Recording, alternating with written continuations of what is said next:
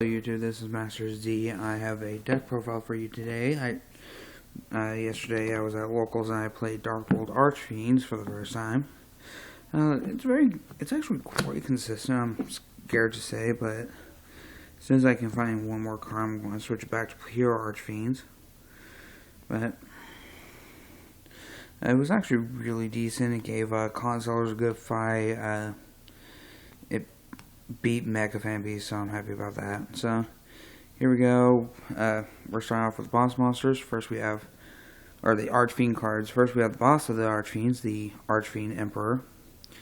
His effect is you can normal summon him out of tributes, and while he's on the field, you can bash a Archfiend from your hand or graveyard. It can be any Archfiend card, so you can bash Archfiend's Roar or Labyrinth.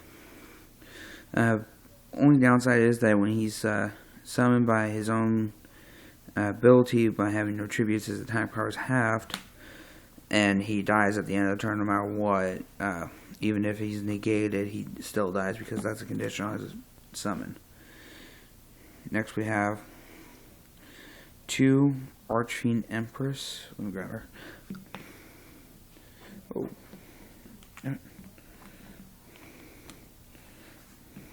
Oh wait, I'm having so much trouble today. Yeah. Two Empress. Her ability allows you to save one Dark Fiend type monster on the field. Plus, if she dies, you can bring back one Dark Fiend type with level 6 or higher. So she's really good combo piece in the deck because you can bring her back, let her die, and she brings back Emperor Grapha. So she comes in handy quite easily. Plus, most of the boss monsters are level 8, so there's going to be a reason for that. Next we have one Archfiend Commander. If I can find another one of him, I'm going straight back to pure Archfiends. But he's really good. He helps set up combos because if you control an Archfiend card, you can special summon him and then destroy a Archfiend on your side field.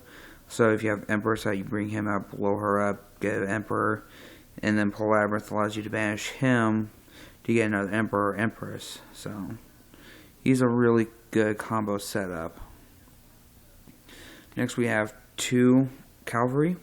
In this kind of deck you want two because again, combo piece, because if he dies you bring back an Archfiend from your graveyard, so he brings back your Empress for her ability to stay on the field, or Emperor, but the monster can't attack.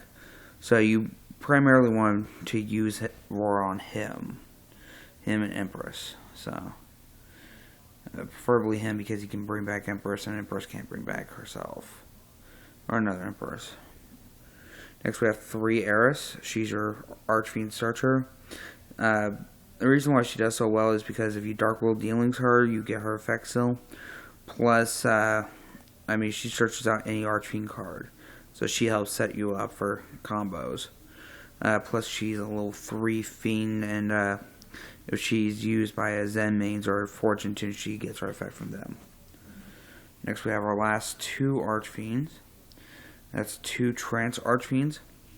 He's become a Dark World staple quite easily, but he also sets off your Eris. Plus you can add a banished Dark Fiend type from your banished zone back to your hand, so he comes in handy with how much this deck banishes cards. Next we have the Dark World cards, two Grapha. He's your other boss monster. He drops himself with Dark World Dealings or such, and then blows up a card. Plus, you can special summon him with the Dark World card by bouncing it back to your hand. Plus, if he's plus Empress can bring him back. Next, we have triple Snow.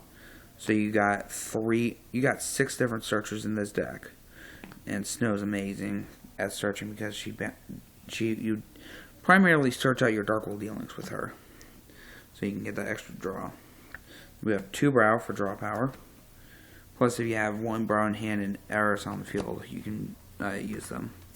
Then one Beige just for Grapha plays.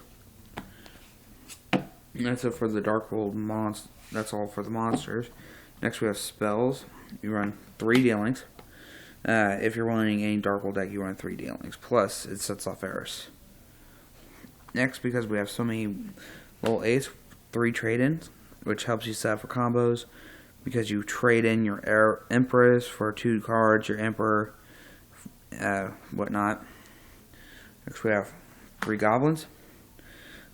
Just to cut down your deck to 37, plus it really helps you set up. 1 Labyrinth, 2 with Cloggy.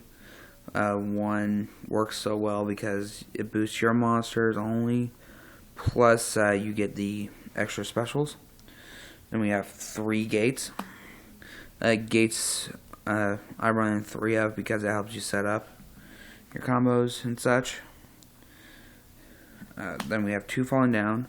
It's Snatch Steal. It dies if there's no Archfiend card out, so you can have the Labyrinth out and it counts.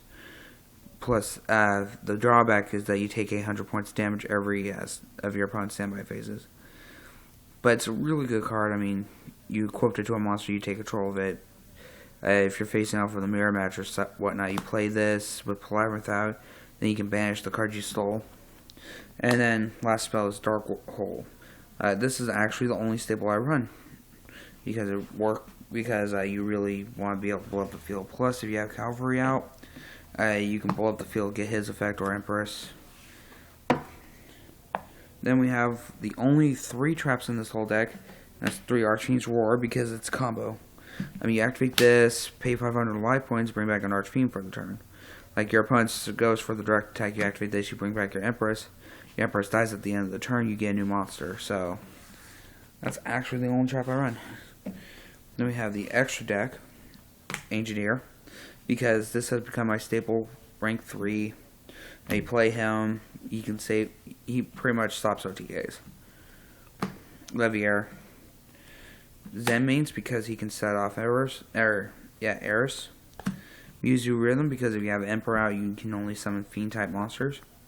Fortune Tune, because he sets off Eris and reloads your deck. Daigusto Emerald, because he's Pav Avarice now. Because you return 3 cards from your graveyard back to your deck and then draw a card. Diamond Dyer, just in case. Utopia. Roach, because he's a Fiend. Ooh, I had another Utopia. Sure. Roach, because he's a Fiend type. Same with Maestro. And then we play 1 Laval Chain to help set up Grapha or rig your deck. Then we have 2 Fossil Dino for the side, because I prefer letting people. I think this comes in handy for just quick plays. Like, he's the only card in your hand. You set him, let your opponent attack into it, blow up their field, and with him having only 1300 defense, your opponent's going to get over him pretty easily. Then you have 2 Flying Seas. This actually stops Constellars, because it's like, I'm going to give you this. What can you do? You can't Xe summon with this if your opponent normals or specials, except for during the damage step, which means if they drop Gores, you give them this, they can't Xe summon as long as he's on the field. We have 2 Field Barrier for them against Madolches and stuff, and you really don't want to go through the whole field spell war. 3 MST. This way, if my opponent plays Prohibition, I got this ready for my sideboard, or Shadow Imprisoning Mirror and such. That's why I side it instead of main it. And most of the time, I'll take out Upstart Goblin for my side. Then we have Deck Devi, which this card hurts a lot of players. EEV for spellbooks and such. 2 Disappear, because Disappear is DD Crow in trap form. And 2 Heraldry Records. This actually helped me out a lot, because your opponent goes into Volcasaurus or Ophion, you activate this to stop their effect and destroy them. And it's really good. So this was my deck profile of Archfiend Dark Worlds. Please leave any comments you have and down below. Rate, subscribe for Team Taisaku. And I'm probably going to start doing more deck profiles, like once a week. I'll ask people what they played and such. Hopefully Tuesday, or hopefully Wednesday, I'll have up the second place Sylvan deck, because I know the person who played the Sylvans. They went second place today at locals, and it really did very well. Like, it went second place, so it was amazing. Alright, this is Master Z signing off.